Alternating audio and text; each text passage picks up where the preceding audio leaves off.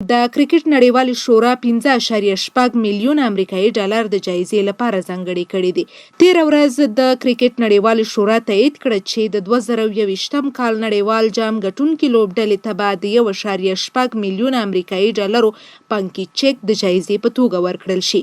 همدارنګه د دویم مقام ګټونکي لوبډلې ته به 800,000 امریکایي ډالر ورکړل شي.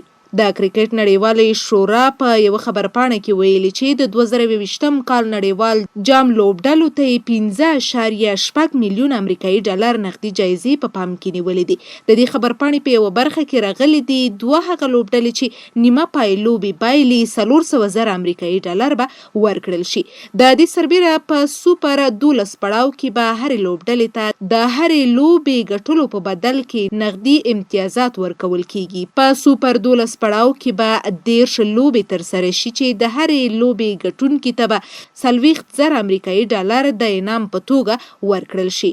هغه اته لوبډلې چې له وړاندې دویم پړاو ته لار موندلې ده په سوپر 12 پړاو کې له حذف کېدو سره سم به ورته 80,000 امریکایي ډالر ورکول کیږي. په لومړي پړاو کې چې د اتو لوبډلو ترمنځ به د اکتوبر په 18 نیټه پیلیږي، د هرې لوبې ګټونکي لوبډلې ته به د لوبې په سر کې 40,000 امریکایي ډالر ورکول کیږي.